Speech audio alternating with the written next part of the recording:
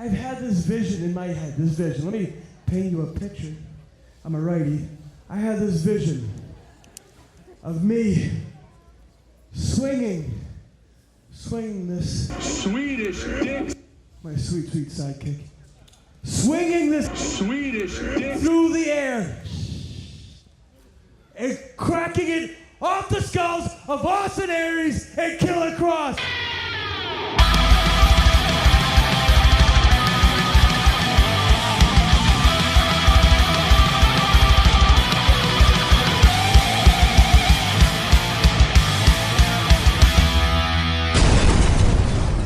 Let me talk to you.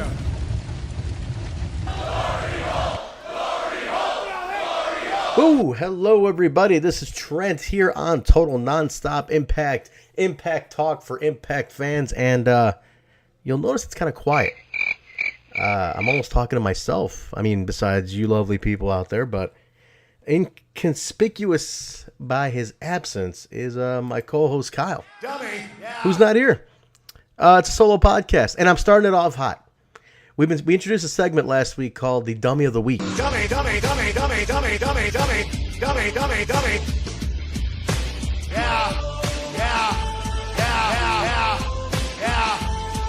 So just real quick before we get started here, we're going to be talking about the August 23rd edition of Impact, and leading into some more stuff going on, leading into the Redefined Supercard. But, we're going to be talking about a couple of things that, along with some other news going on. But last week we introduced a segment called the Dummy of the Week. And the Dummy of the Week, usually it's a thing that we decided to do to kind of point out, a dummy that's related to, Impact, a stupid fan or some jerk online or some idiot in the crowd. I mean, whatever it may be. Dummy. Yeah. But this week, I'm starting it off hot. And my dummy of the week, because it gets to be my dummy of the week, is going to be my co-host Kyle. Kyle is the dummy of the week. Dummy. Yeah.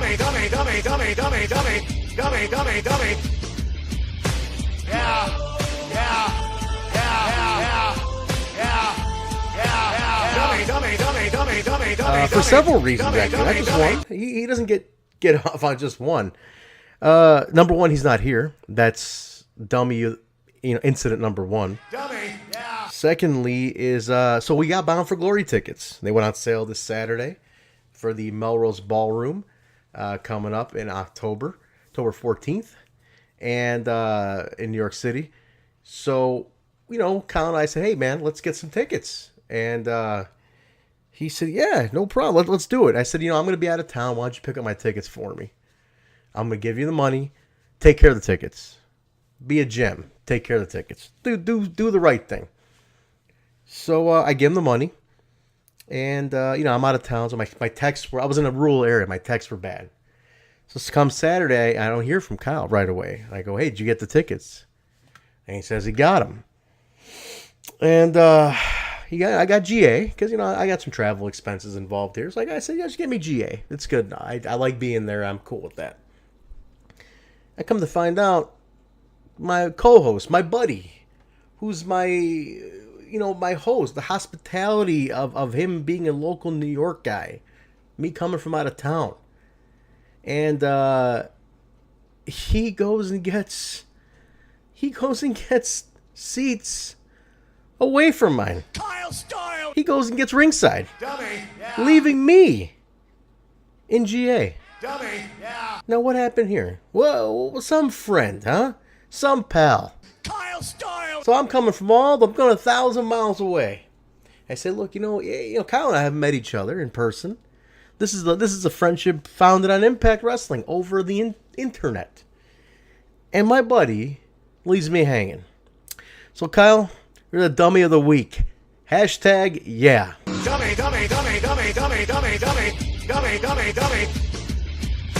Yeah.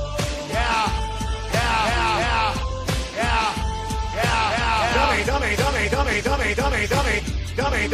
So anyway, all right, so I got that out of the way. You're a dummy, but I love you. Miss you're not here, but we're gonna go ahead and talk about the August 23rd edition of Impact anyway. So kicked off with Eddie Edwards getting in the ring, kind of going off on what happened the week before. He's talking about Aries and Cross and whatever. And Aries and Cross come out and answer his challenge.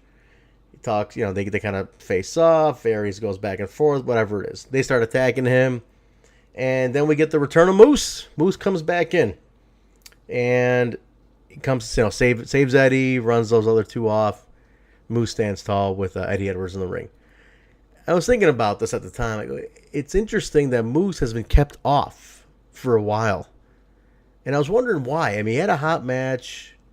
He lost, but he had a hot match at Slammiversary. So it's like, why did they keep him off for this while? This long. What was the reason?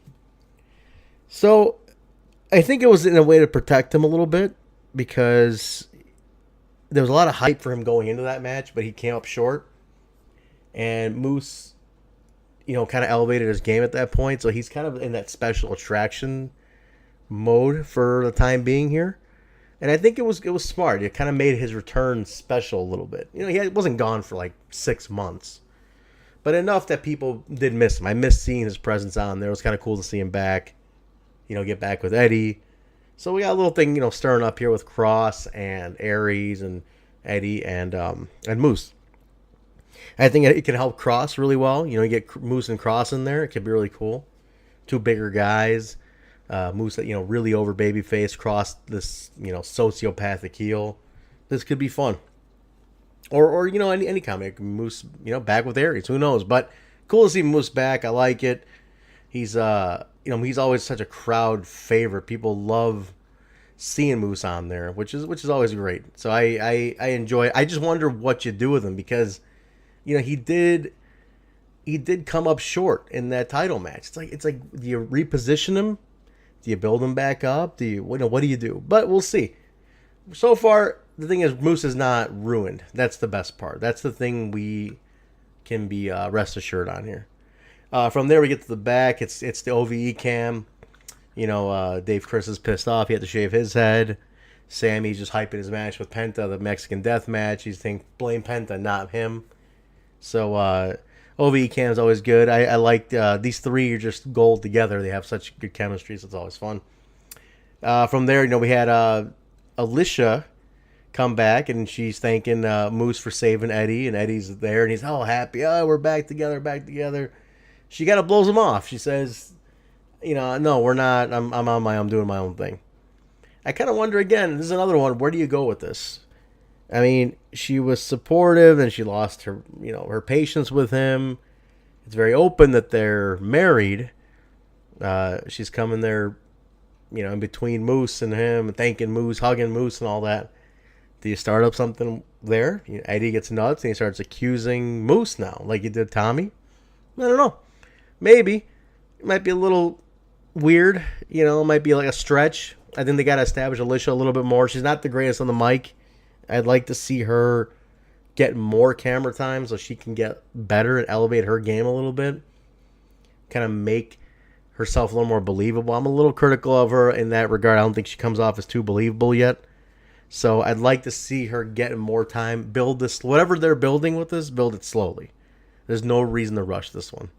Matt Sydal then cut a promo about his enlightenment. The man is very enlightened. Always. The third eye always opened. I have a friend. Side note, I have a friend named Ross. And Ross is Matt Sydal. They're the same person. Ross doesn't watch wrestling. I actually play music with Ross in a project I do called Toxic Rocket. It's a punk band I do alongside Hemi, which is my metal band that I've been in for a while. But Hemi's the intro music that you hear going into this podcast. Ross is a very charismatic guy, and he's very much like Matt Sydal. So I said, hey, you got to see some promos by this guy because it's you. And I showed him, and he was instantly hooked. Matt Sydal does speak to a certain sect of people, and it's people like my buddy Ross. So kudos to that. It is interesting to see, especially when you know somebody like this. Matt Sydal's character gets even better, which I enjoy. From there, Sydal took on a newcomer to a lot of Impact fans, Zachary Wentz. I really love this dude. I know Zachary Wentz. I know Zach from AEW. I work, with him at AEW, and I I know he had, I believe, 1 or 2 squash before on Impact Programming, but this is like his first real match, I want to say. He had the intro screen, he got a little bit of a promo. So this is Zach kind of really getting a shot. And he shined. I was so happy that he had the perfect opponent to go against here, Matt Sydal. And this was the true testament to Matt Sydal, how professional he is. He gave so much in this match. I was really, really impressed with how Sydal worked so well to make sure that everybody looked good, and Zach came out really good, looking really strong, even in the loss. And that's a sign of a true professional. I was really, really happy with that. I love Zach is awesome. He's a great talent. He can do a lot. He teams with Desmond Xavier as the Rascals on the Independents. I would love to see that come to Impact. The tag division could always use some more stars. However, we can always use some more X Division stars too. So either way, he's a good get. I say keep him on. The guy is a very valuable talent to have.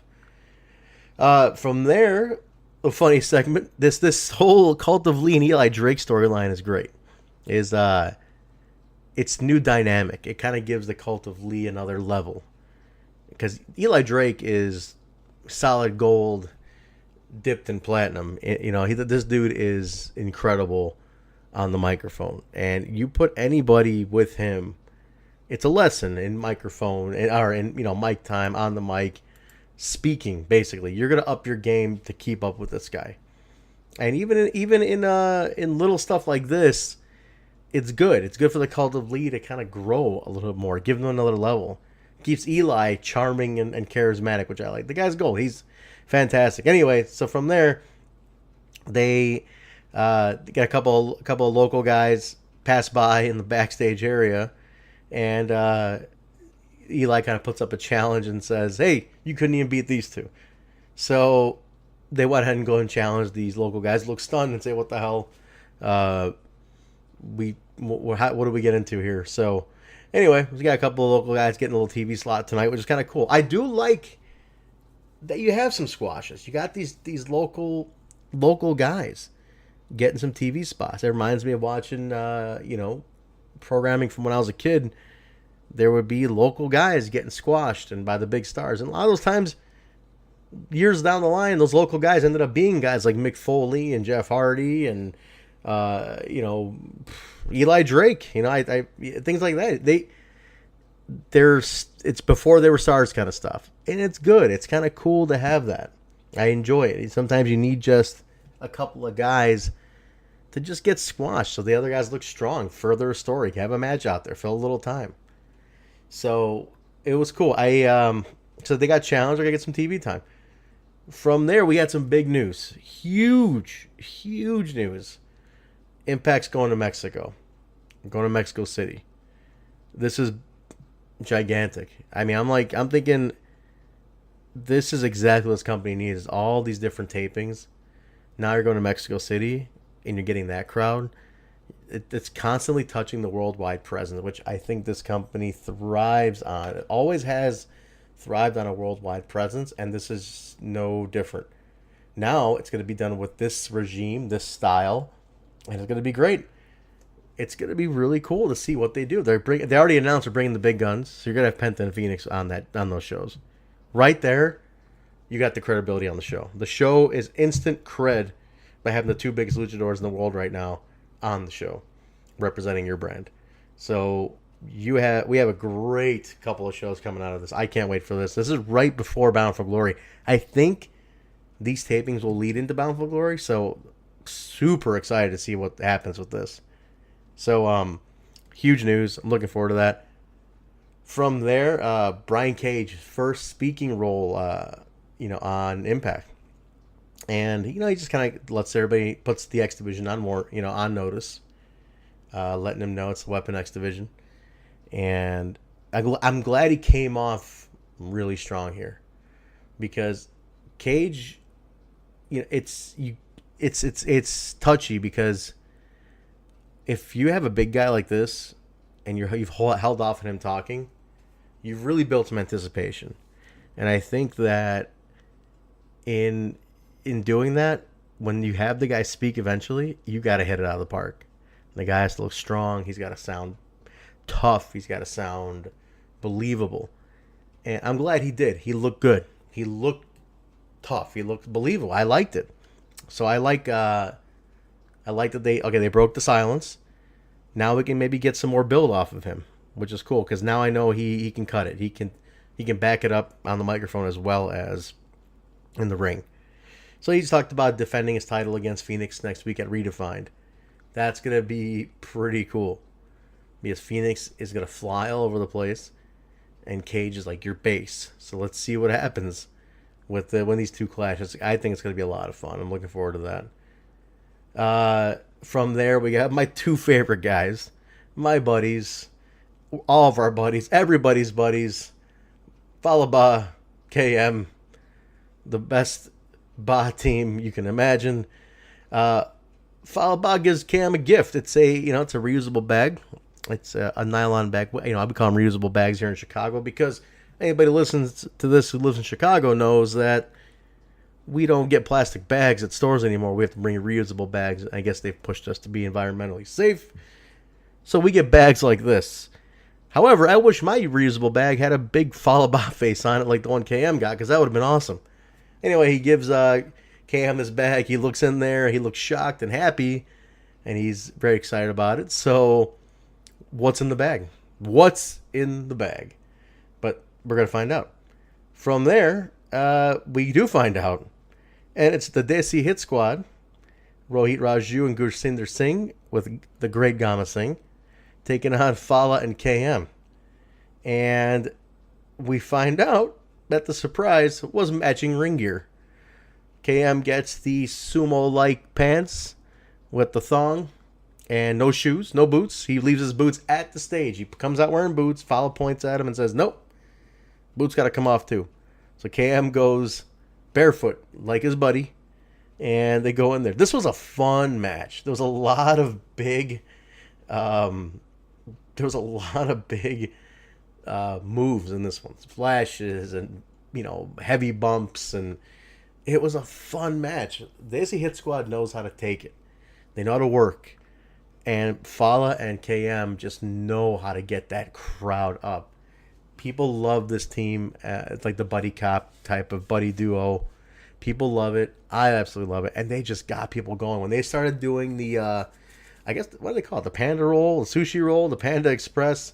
When they started doing it together, it just got the crowd hot. Everybody jumped up and went nuts. Rightfully so. It was a ton of fun.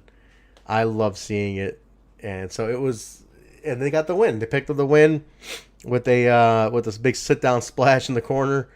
That KM hit Rohit with a power bomb to the knees. Fallah followed it up with a sit down, took the win. So it was cool. It was a fun match. There's a great photo of the splash taking place on the Instagram, Impact Wrestling Instagram, and Fallah's Instagram. You got to see Fallah just doing this big sit out splash.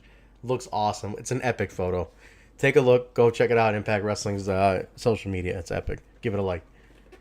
From there, we went to the triangle, the love triangle. Joe Hendry, Grado, Katarina. And Katarina's getting a little pissed. She's getting a little frustrated with her man. She's like, you keep losing. You're embarrassing me. She doesn't want to be associated with a loser.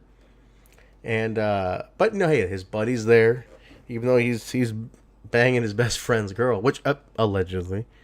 He's like, hey, no, don't worry about it. Someone said he wins the race. We're gonna be okay. So they trottle off there. Grado goes up to Scarlett, who happens to be watching the whole thing, and she tells him she can fix all of his problems if he just comes on her show, in exchange for one favor. We go from there, and we find out that we see Grado giving Scarlett and Bobo a pole dance. So Scarlett gets off on making people like her look like idiots. But hey, it's her show. She's the smoke show. She can do whatever she wants. Look at her.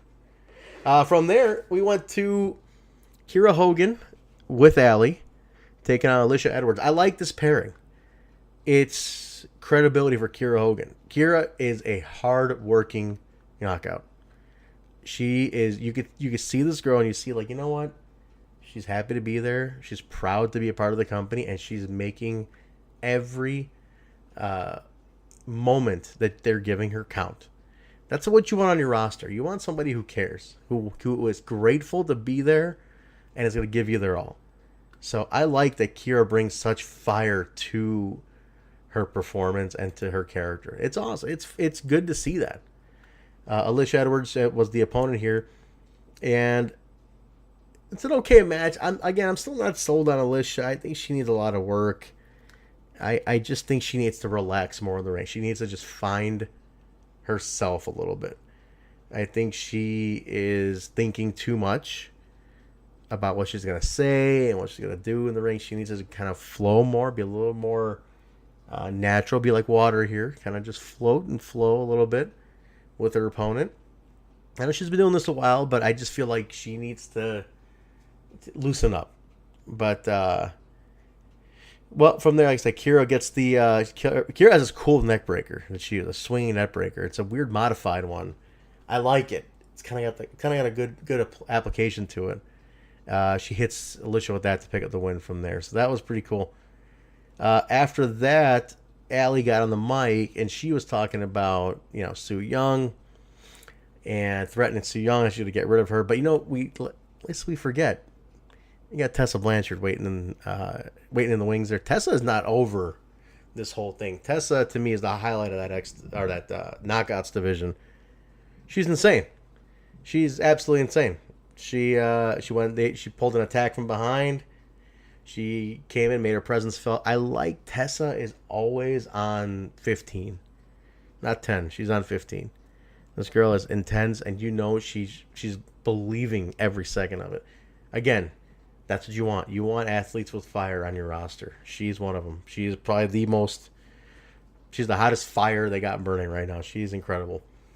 She comes out, and then so from that we got a triple threat proposed. Allie proposes the triple threat. She could take both her nemesis. I don't know.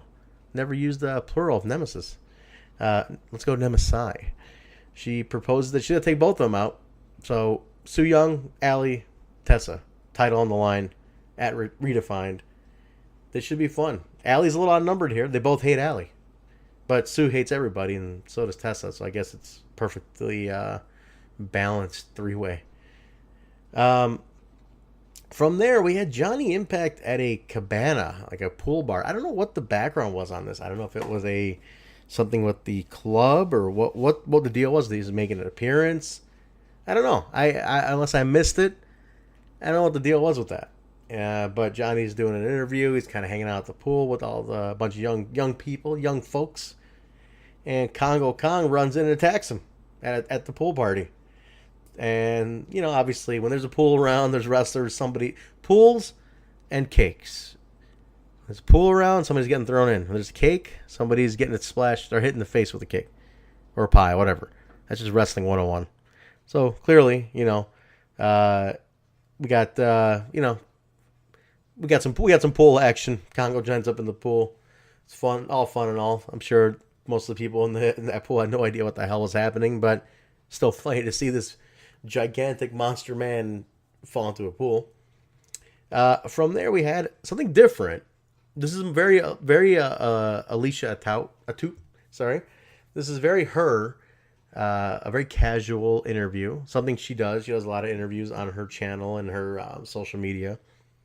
So she was walking and talking with Rich Swann, who was dressed in very comfortably in a very nice, comfortable, relaxing walk through the park, which was interesting. It was kind of different, caught you a little off guard for a second, like what's going on. But nice little interview. They got, basically Rich talking about why he signed with Impact, what his motivation was to do so, and how happy he is to be there, and what he likes about it.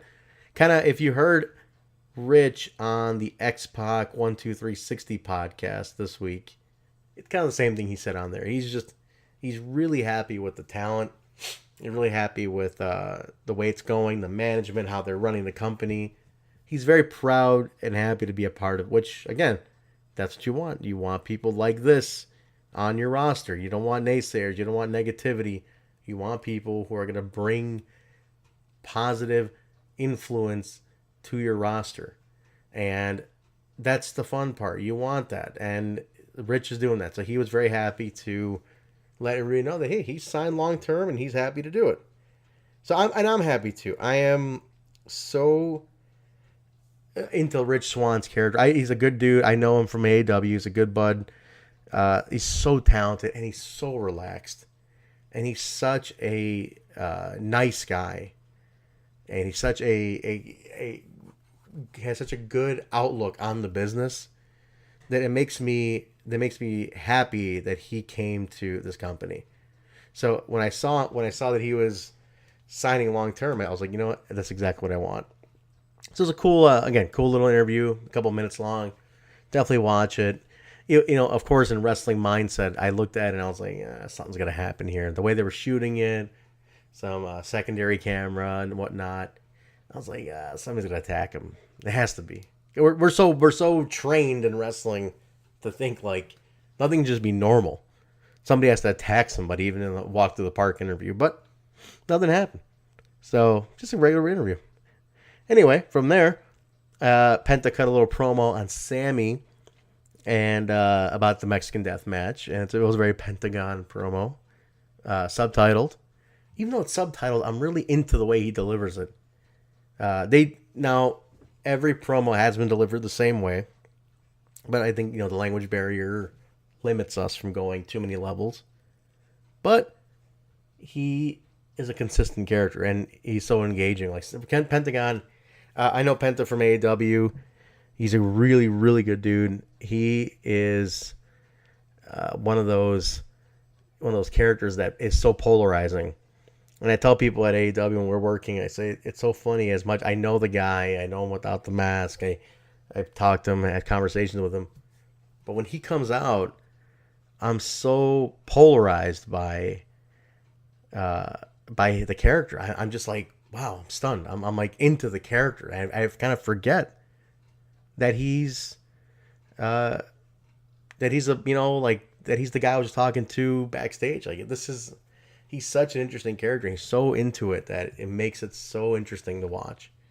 So it's fun. It was fun to see all his promos and stuff. So after that, we come to the Cult of Lee. With Eli Drake, he accompanied his buddies out there. I mean, quote unquote buddies. I don't know why he really doesn't give a shit about him. He just joined on commentary, which is great because I really hope that when Eli Drake decides to hang it up, he goes to commentary because this guy is so good at everything he does, especially talking.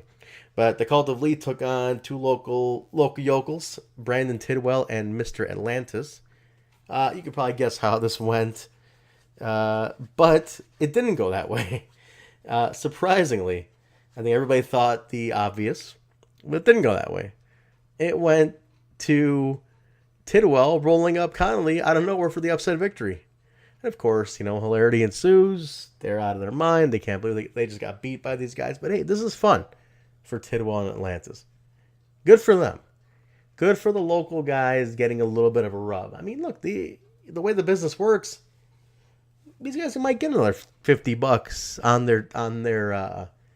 on their pay at the next indie they work. They might get a couple more T-shirts sold, a couple more autographs signed because somebody saw them on Impact and they got to win on Impact. I mean, that's huge. If you're a local guy and you got a TV opportunity, I mean, Impact is shown around the world. Make no bones about it. It is a worldwide product. So it is a cool opportunity for them. I mean, for as little as that might seem, it's a cool opportunity. So good for them. From there, Alisha interviewed Austin Aries and Killer Cross. They basically go off on Moose for coming in and interfering. So a tag match has been placed. Our challenge has been placed out. Aries and Cross taking on Edwards and Moose. Let's see where it goes. From that, we had probably the most controversial storyline in recent memory. So the OGs and LAX story has been intense as hell. Highlight of the show. 100%, hands down. This is the most engaging storyline of the show for the last few months. Well, the street fight last week. The thing is, how do you top the street fight? What do you do? I mean, is the war over? And you went from there. So you see this dark segment, where basically the OGs are in a car and they're driving, and you got cuts back and forth between LAX parting with some homies on the corner, in the neighborhood. There's a kid there. There's the old heads there, like Conan, the veterans, the young guys, whatever. There's a kid there. He's kind of watching. It's a very natural neighborhood get down. I mean, you see it in Chicago all the time where I live. People just chilling in the neighborhood. The crew living it up. So they're just living it up. You got cuts back and forth. This car going. I mean, this is looking like a drive-by about to happen. I've seen enough stuff that looks like a setup of a drive-by. So that's what I'm like, man, it looks like a drive-by about to happen. I mean, so it's filmed amazingly like a TV show. I mean, I am so okay, this is nuts. Back and forth. They got the kid hanging with them. They put the belt on the kid, maybe a 12-year-old kid. So they kind of hanging, whatever. And you see the car coming down the street. Yada yada yada. They gun it for the crew, the whole crowd, and they end up obviously they don't show the bloody mask or anything, but the implication is the kid gets hit.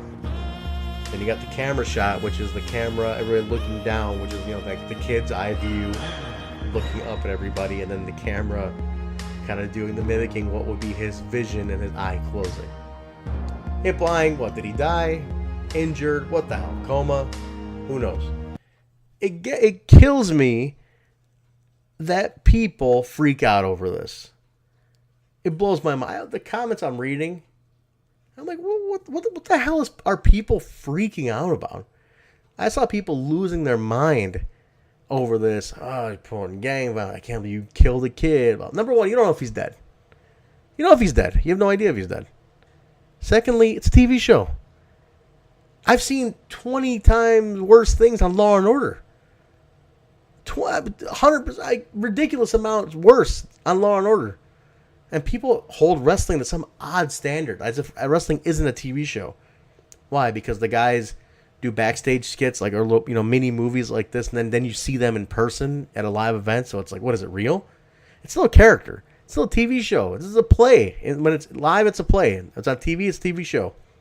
People hold wrestling to some odd standard, like they're not allowed to do stuff like this. Like, give me a break. Give me a break. It's a TV show. Enjoy it. See where it goes. The kid might not even be dead. Engage yourselves in the show. See what's happening. So instead of jumping at this ridiculous mob mentality and everybody trying to be so over the top with the complaint, just watch it for what it is, for God's sake. So anyway, I'm curious to see where it goes. I don't think he's dead. Maybe he's in a coma. Who gives a shit? Nobody knows. We'll find. Only way to find out is to tune in. So tune in, see what's going on. From that, we have the Mexican death match. Now, before I go into this, I did read a guy's comment online.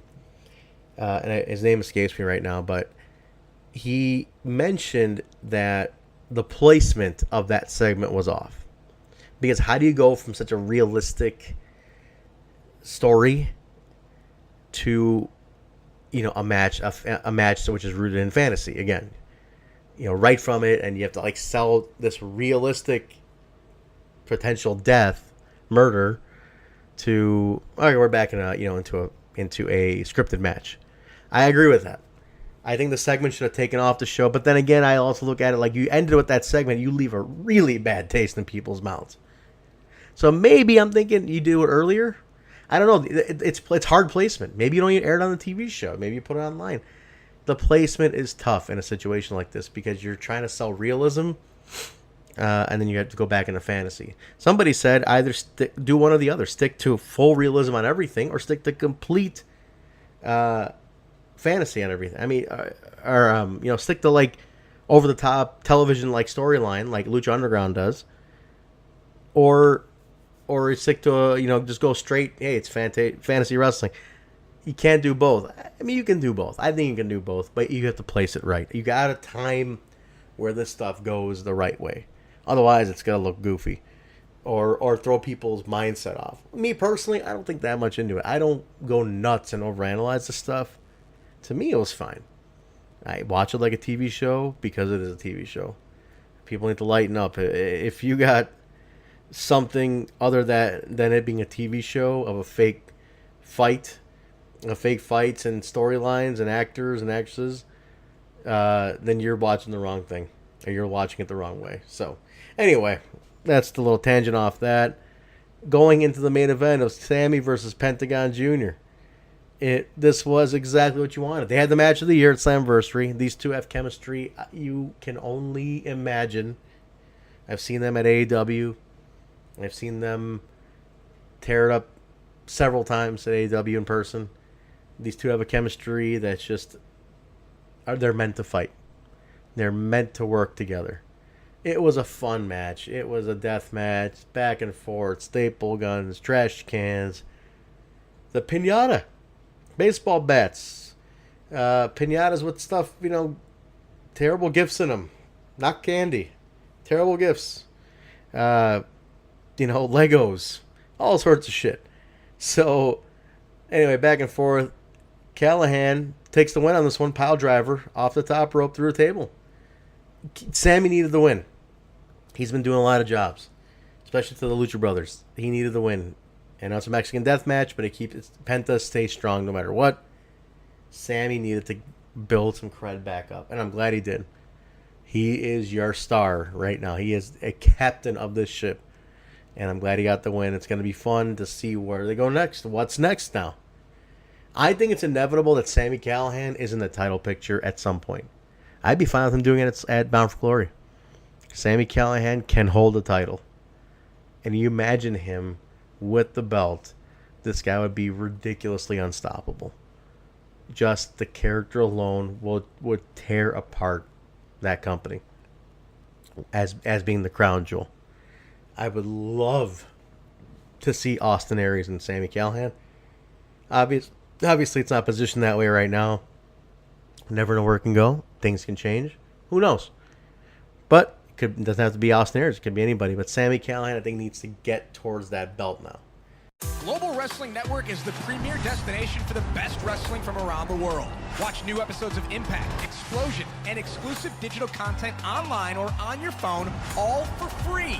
Upgrade to the premium subscription and get ad-free access to the extensive library of current and past weekly Impact episodes, greatest matches, classic pay-per-views, and original series with more content added each month.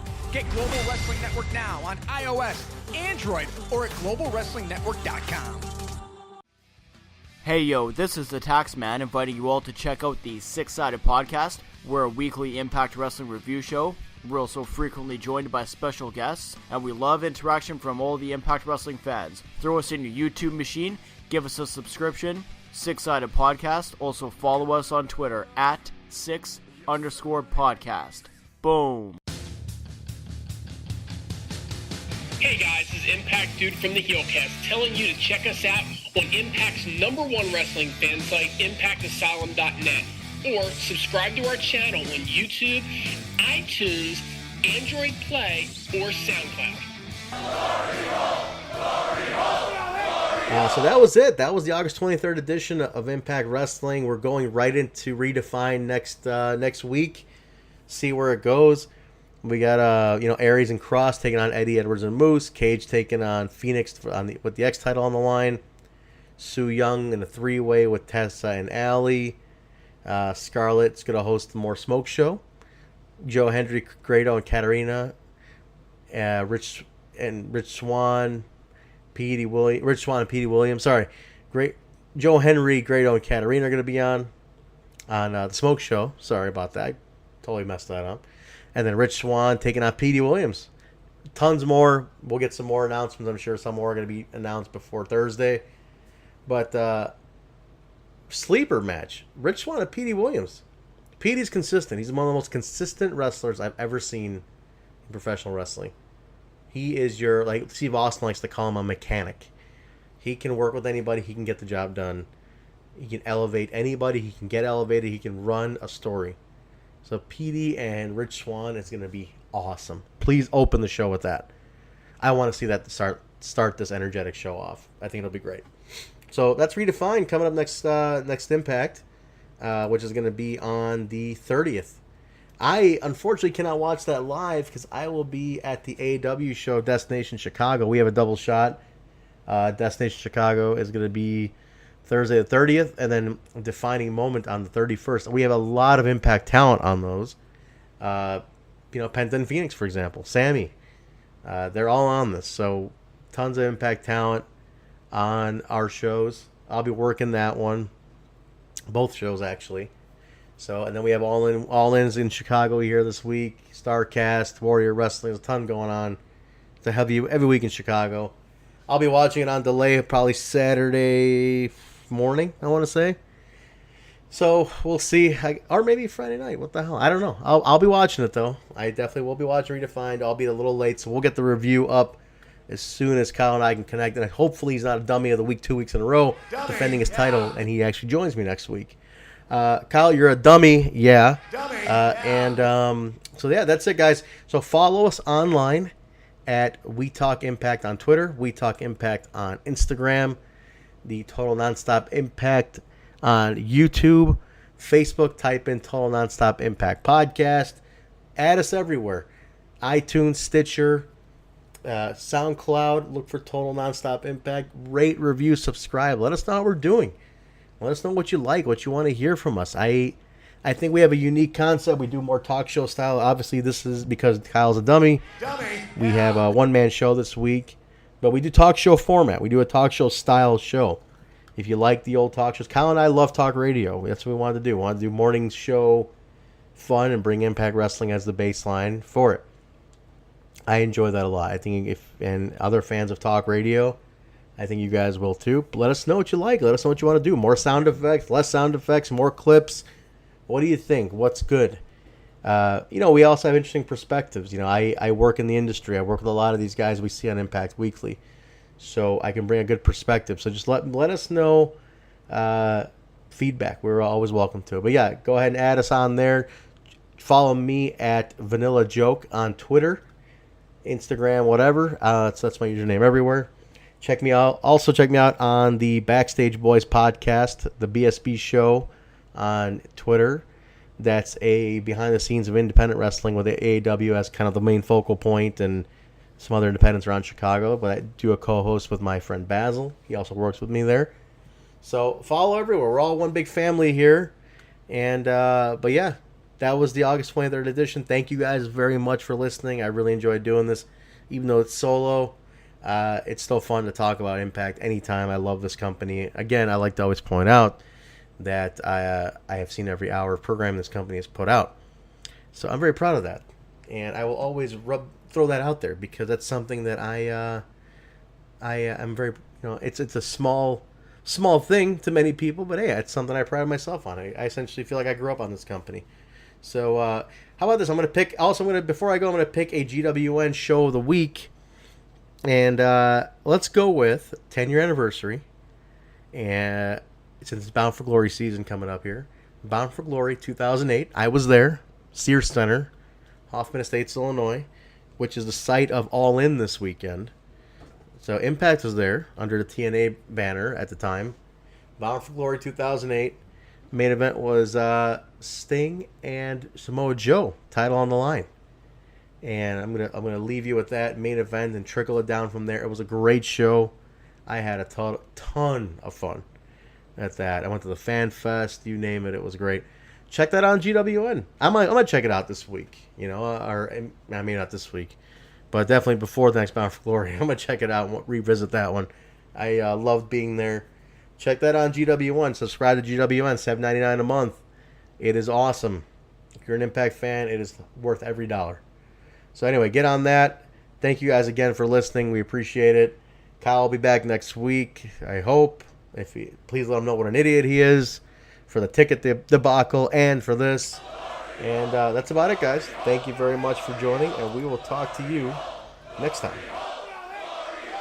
Scarlett Bordeaux on the Smoke Show told KM he should try it Fallah's way, and I don't know that she had a thong in mind, but that's what we got.